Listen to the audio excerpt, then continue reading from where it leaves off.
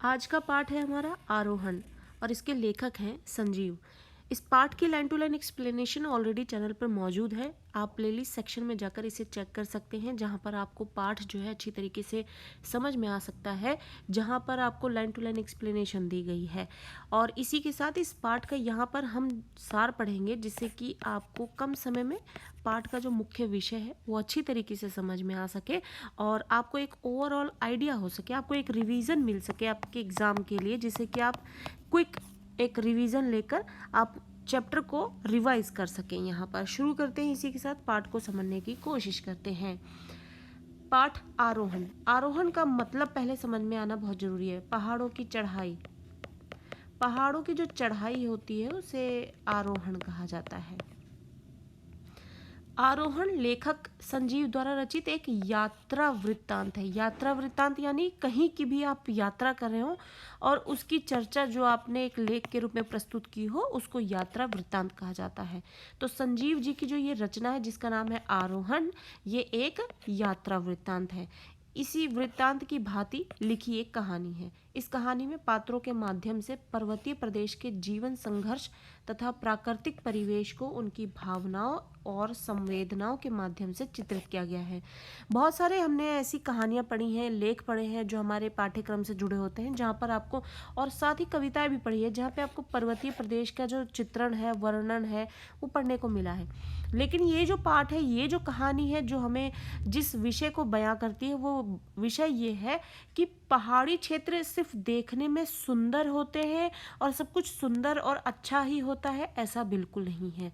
वहाँ का जो जीवन है कितना संघर्ष वाला होता है, और साथ ही प्राकृतिक परिवेश और उसकी जो भावनाएं हैं, संवेदनाएं हैं, यानी इमोशन जो है, उसके माध्यम से चित्रित किया गया है। तो पर्वतीय प्रदेश जो है सिर्फ खूबसूरती के लिए ही नहीं जाने जाते, वहाँ का जो जीवन है वो संघर्षमय भी होता है। ये भी उसका एक पक्ष है, ये भी यहाँ पर इस पाठ में हमें देखने को मिलेगा। मैदानी और समतल स्थान, मैदानी और समतल स्थान जहाँ हम रह रहे होते हैं, प्लेन एरिया, जहाँ पर हम आसानी से अपने रोज़मर्रा की चीज़ों को ले सकते हैं, आ जा सकते हैं, वो वैसा संघर्ष नहीं है जैसा पर्वतीय क्षेत्रों में होता है। तो मैदानी और समतल स्थानों की तुलना में जो पर्वतीय प्रदेश है, उनका जो जीवन है वो बहुत ही कठिन, जटिल, कष्टप्रद, जटिल यानी वही कठिन, और कष्टप्रद यानी कष्ट देने वाला, दुख देने वाला और संघर्ष करने वाला होता है। इसी संघर्षशील जीवन का जो सुंदर विवरण है इस कहानी में हमें देखने को मिलेगा। तो यहाँ पर जो आप एक ओवरऑल एक आइडिया जो मिल रहा है वो ये है कि आरोहण चैप्टर के माध्यम से संजीव जी जो है वो पर्वतीय क्षेत्र में जो संघर्ष से भरा जीवन है, जो कठिन जीवन है, उसकी चर्चा इन्होंने यहाँ पर की है। पर्वतीय प्रदेश अपनी खूबसूरती के लिए तो जाना ही जाता है, हर कोई उसके बारे में चर्चा करता है, अपने लेख पेश करता है, लेकिन जो वहाँ का जीवन संघर्ष के साथ बीतता है, संघर्षमयी जीवन जो है, उसकी चर्चा बहुत कम होती है, जिसके विषय में यहाँ पर हम पढ़ेंगे। पाठ जो है हमें बताता है कि प्रायः लोग रोजगार यानी जॉब के लिए की तलाश में अपना घर छोड़कर बाहर जाते ही रहते हैं और रोजगार पाकर समय समय पर अपने घर लौटते रहते हैं। तब उनके मन में हर्ष यानी कि खुशी और गर्व का भाव होता है। पर रूप सिंह को एक अजीब किस्म की लाज यानी कि शर्म, अपनत्व और झिझक की भावना होने लगती है। वह पर्वतारोहण संस्थान में 4,000 रुपये महीने की अच्छी नौकरी जो पा गया था। तो यहाँ पर पाठ में जो हमें सबसे पहली बात पता लगती है, एक कॉमन सी बात है, चाहे प्लेन एरिया हो, चाहे पर्वतीय क्षेत्र हो, या फिर और भी कोई किसी भी स्टेट की बात हो, या कहीं जगह की बात हो, गाँव की बात हो, शहरों की बात हो, हर जगह से कोई ना कोई व्यक्ति अपना घर परिवार छोड़कर अच्छी इनकम के लिए, जॉब के लिए जो है अपना घर छोड़कर कमाने के लिए जाता ही है। ऐसे ही यहाँ पर रूप सिंह की बात होती है, जो पर्वतीय क्षेत्रों में रहता है, लेकिन वो उसको छोड़कर अच्छी कमाई के लिए शहरों में चला जाता है। अब वो शहर में पर्वतारोहण संस्थान में 4,000 रुपये महीने की अच्छी नौकरी करता है। अब उसे अपने गांव में आते हुए एक लाज, अपनत्व और झिझक तो सब कुछ महसूस हो रही है। तो पर्वतारोहण संस्थान है, यहाँ पर वो ये काम करता है, क्योंकि पर्वतीय क्षेत्र से है, उसे पहाड़ों की चढ़ाई जो है वो आप कह सकते हैं जीन्स में ही है, वो उसे पहले से आता है। किसी ने उसे बताया कि इन चीज़ों के शहरों में पैसे भी मिलते हैं, और ये सारी बातें सुनकर वो शहर की तरफ चला जाता है और पैसे कमाने लग जाता है। अगली बात यहाँ पर आगे बढ़ते हुए चैप्टर में ये बताती है कि 11 साल पहले गांव में भूस्खलन हुआ। ये लैंडस्लाइडिंग की बातें तो हमें पता ही लगती रहती है कि किस तरीके बरसात के मौसम में ज़्यादा सुनाई देता है कि लैंडस्लाइडिंग होती रहती है पर्वतीय क्षेत्रों में। तो ऐसे ही 11 साल पहले की बात है कि गांव में भूस्खलन हुआ। भूप सिंह के माँ, बाबा, खेत, घर सब मलबे में दब जाते हैं। और ये पर्वतीय क्षेत्र का एक पहला संघर्ष यहाँ पर देखने को मिलता है कि पर्वतीय क्षेत्र देखने में सुंदर, रहने में आरामदायक और खुशी देने वाले होते हैं, लेकिन जो वहाँ का संघर्ष है कि किसी भी तरीके की प्राकृतिक आपदा जो है किस तरीके से सब कुछ मिट्टी में मिला देती है। किसी तरह भूप दादा बच जाते हैं। तो यहाँ पर बताया जाता है कि 11 साल पहले जब भूस्खलन हुआ तो भूप सिंह के जो माँ बाबा हैं, खेत है, घर सब मलबे में दब जाते हैं और किसी तरीके से भूप दादा ही बच जाते हैं। भूप जो है वो शैला नाम की लड़की से विवाह करके अपने जीवन की एक नई शुरुआत करता है। अब भूप जो है पूरे परिवार में वही बचते हैं और वो शैला नाम की एक लड़की से शादी करके अपने जीवन की एक नई शुरुआत करते हैं। दोनों की मेहनत और लगन से खेती बढ़ती चली गई।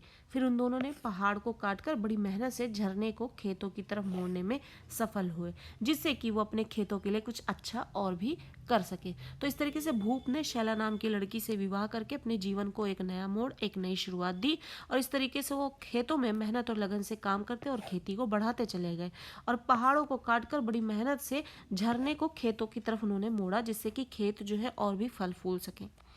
सैलानी शेखर और रूप सिंह घोड़े पर चलते हुए उस लड़के के रोजगार के बारे में सोच रहे थे जिसने उनको घोड़े पर सवार कर रखा था। पाठ में हमें बताया गया है कि इस तरीके से एक छोटा बच्चा जो है घोड़े पर सैलानी शेखर और रूप सिंह जब गांव में आते हैं पहाड़ी क्षेत्र में, तो किस तरीके से एक छोटा बच्चा जो है उन्हें घोड़े पर सवार करके गाँव तक पहुँचाता है। तो उसके बारे में वो सोच ही रहे थे और स्वयं पैदल चल रहा था। उसका नाम महीप था। वह अपने पिता भूप सिंह से नाराज होकर स्वयं मेहनत मजदूरी करके अपना जीवन यापन कर रहा था। हम भी बाल मजदूरी के बारे में सोचते हैं, बच्चों की यह उम्र तो पढ़ने लिखने की होती है। और इस तरीके से जब सैलानी जो कि घूमने फिरने के लिए आए हुए होते हैं, सैलानी शेखर जो कि रूप सिंह के साथ आया होता है, जो कि भूप सिंह का भाई है। तो रूप सिंह जो है घोड़े पर चलते हुए आते हैं और वो उस लड़के के, जो लड़का घोड़ा लेकर जो है उन्हें गांव तक पहुंचाने की बात करता है, उसके साथ चलते हैं और उसको देखकर वो सोचते हैं कि इतना छोटा बच्चा जो कि अपने माँ बाप को छोड़कर और किस तरीके से मजदूरी कर रहा है, काम कर रहा है, उसके विषय में वो लोग सोचते हैं। रूप सिंह ने पर्वतारोहण संस्थान में पहाड़ों पर चढ़ना भली प्रकार सीखा था। वहाँ वह आधुनिक उपकरणों, यानी कि जो नए नए उपकरण मशीन आ रहे हैं जिसके सहारे से इन चीज़ों पर और भी ज़्यादा अच्छी पकड़ बना ली गई है, उसकी सहायता से पहाड़ों पर चढ़ता था। यहाँ सिर्फ पेड़ पत्थरों के नाम पात्र सपोर्ट से शरीर का संतुलन बनाए रखना उसे कठिन प्रतीत हो रहा था।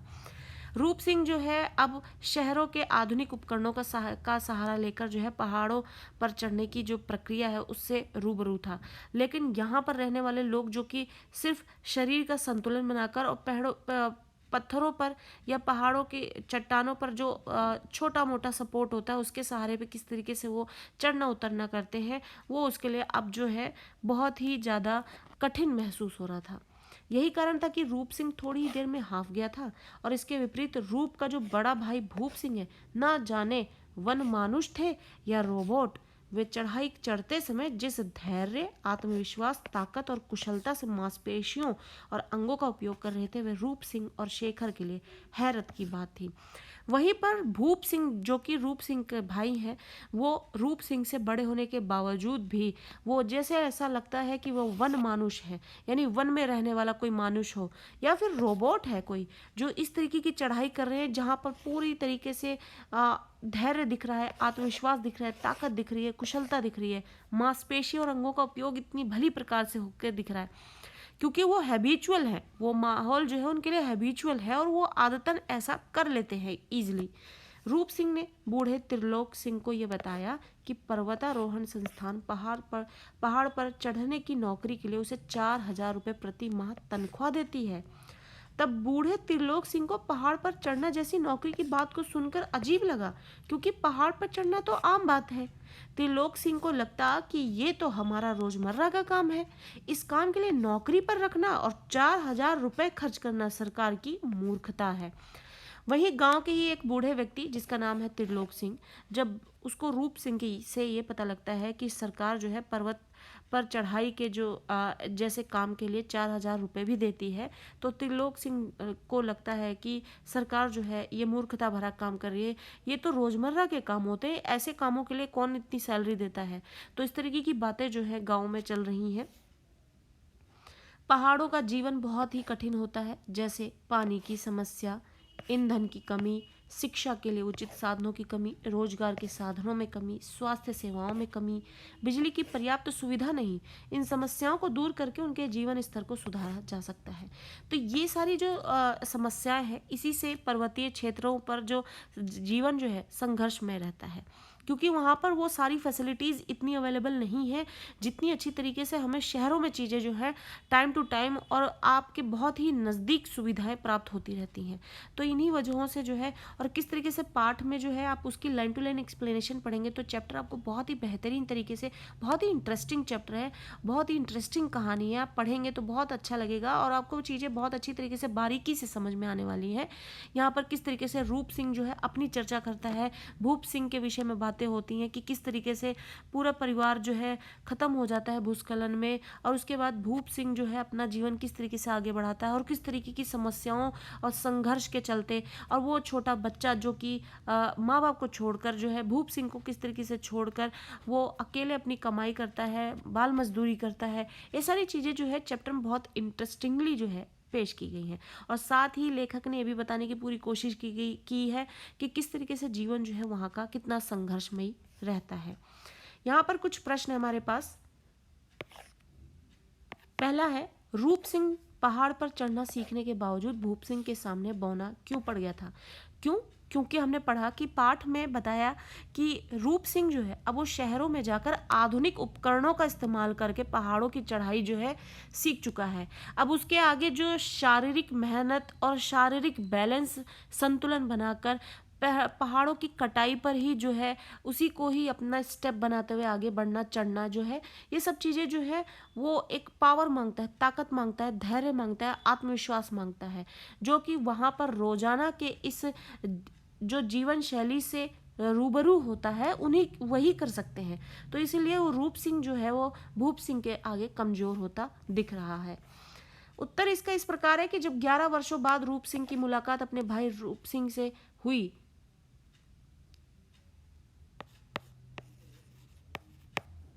वह उन्हें ऊपर पहाड़ पर स्थित अपने घर चढ़ने के लिए कहता है, लेकिन रूप सिंह और शेखर के लिए पहाड़ की सीधी चढ़ाई चढ़ना बड़ा ही मुश्किल हो रहा था।